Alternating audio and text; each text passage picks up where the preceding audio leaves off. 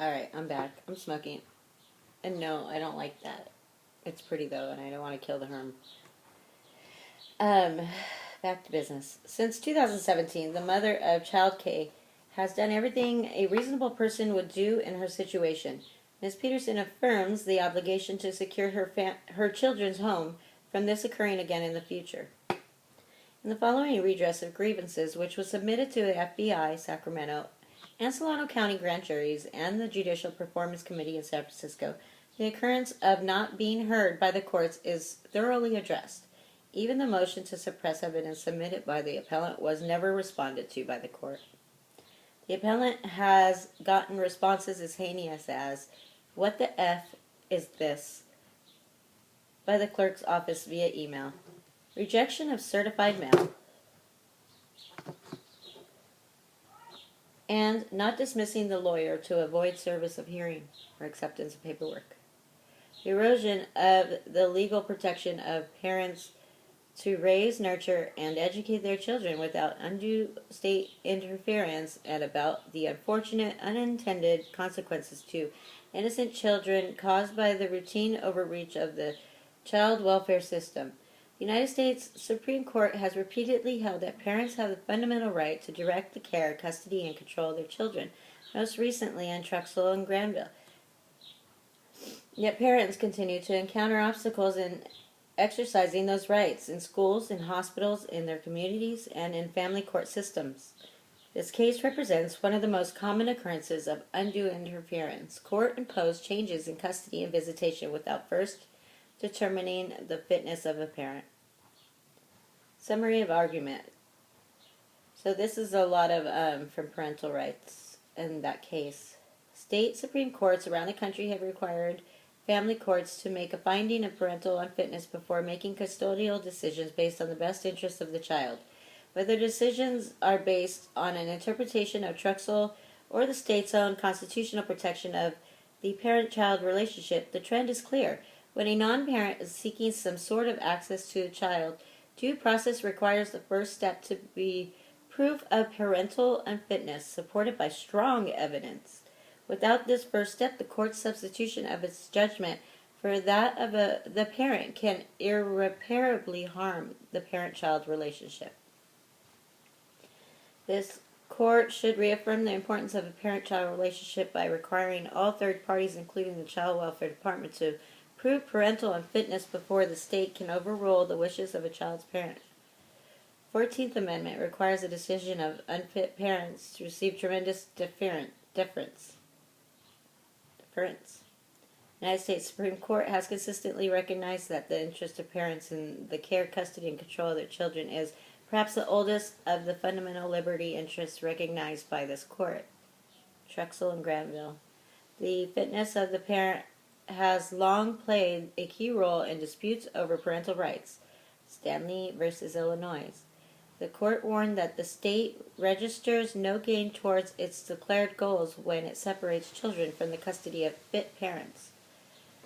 The fitness of a parent was also central to the court's holding in Santowski versus Kramer, which warned that the state cannot presume that a child and his parent are adversaries. Until the state proves parental unfitness, the child and his parents share a vital interest in preventing erroneous termination of their natural relationship. And that's 455 U.S. 745, 760 Truxell. The most recent decision from the Supreme Court on parents' rights reaffirmed that the fitness of a parent plays a critical role in resolving any disputes between parents and third parties. One of the dispositive factors listed first, in fact, was that Truxell did not allege, and no court has found, that Granville was an unfit parent. That aspect of the court is important, for there is a presumption that fit parents act in the best interests of their children. Truxell in Texas, blah, blah, blah. The trial court must accord significant weight to a parent's decision about a third party with whom his or her child should associate. Okay, so the rest is parental rights stuff. It's a whole bunch of evidence of fitness, proof of parental unfitness. Okay, and Ordering reasonable possession of or access to a child unless a third party first overcomes the presumption that a parent acts in the best interest of the parent child by proving by preponderance of the evidence that denial of possession or access to the child would significantly impair the child's physical health or emotional well-being. Although the statute does not explicitly reference or find the parent unfitness among burdens of proof that a third party must meet, courts have read such a burden into the statutes based on Truxell. So a whole bunch of more argument. Court deferred decisions, blah, blah, blah, blah, blah, right? And more there will normally be no reason for a state to inject itself in the private realm of family, demands imposed, which was not met in this case. Rebuttable presumption, appointment of parents of a child as joint managing conservators is in the best interest of a child, which can be removed if there is finding of a history of family violence, which there wasn't, involving the parent of a child. Courts have recently held the statute creates a parental preference by placing the burden of the non-parent seeking conservatorship to establish that the parent's appointment would result in significant impairment to the child. So unfitness argument. Court would join many other courts in this agreement, and then it has more evidence. Utah, Maryland, Washington, Oklahoma. Once again, thank you, parental rights. I mean, this is what we need. And not because it fails to require showing a harm, but because it's not required to show the threshold finding parental unfitness before proceeding. So it's a complex legal argument, but it's a good one because it shifts the burden back to them. You can't be liberally construed like with this kind of burden of proof. Not when the stakes are that high, which I argued and will continue to. So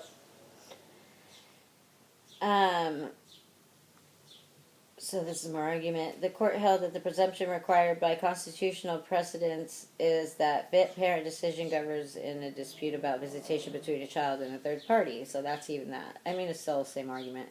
In conclusion, the willful suppression of evidence should have been cause for the court to dismiss allegations by a third party that does not have the priority when it comes to welfare of children, especially when social workers break the law to obtain evidence they cannot present in court.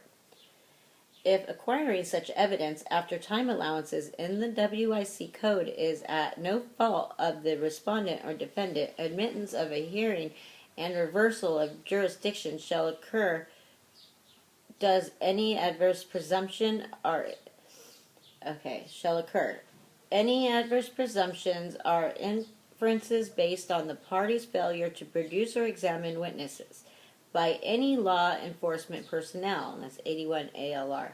Failure to produce evidence cannot at this stage afford any an inference as to lack of it because of non-production by other party. The first party virtually be vacating his legitimate burden of proof. It is fair to presume the evidence willfully suppressed would be adverse if produced. Conclusion and prayer. This court should follow the excellent example set forth by many of its sister state Supreme Courts. And that's all parental. Whether Oklahoma, blah, blah, blah, blah, blah, blah, blah, blah. A court must first make a determination as to whether the objecting parent is a fit parent. The proper order is clear. The court must first require the third party to overcome with evidence the presumption that the parent is fit. Only then may the third party move to seize a child, use police force, or other access in the child's best interest in order for a court to consider the evidence liberally construed fact by preponderance. When an agent of the court acts in an illegal fashion, such as to act without a warrant prior to seizure and without exigent circumstances, the presumption of fact should default to parent. In this case, the motion to suppress evidence was never responded to by the court.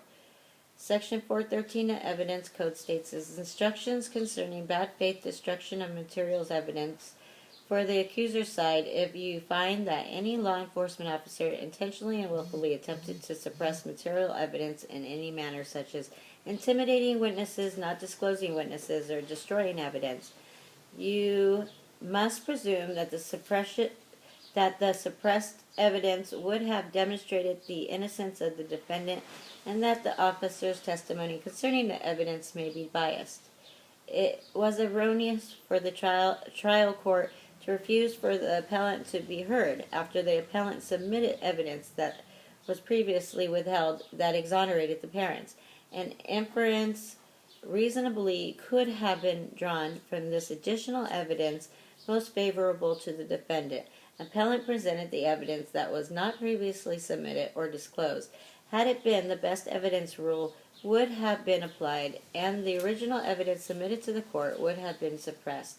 Adverse inferences implying a biased department would be construed. The fact here is the court did not again allow the appellant to be heard. It was erroneous to deny the appellant a hearing that would have shown she was a fit parent, and it was the department that acted against the child. The requested evidence is indispensable evidence. The chain of custody is necessary showing of physical evidence to be admitted, and it is at the discretion of the court to admit liberally. But if the defendant has no ability to review evidence or be heard on such matters, it then becomes erroneous in nature. California Code, Civil Procedure, 2030-230 plus, and then I got really tired. Presumption affecting burden of producing evidence. And that's it. I guess that's it for now. Thought it was over. Bye.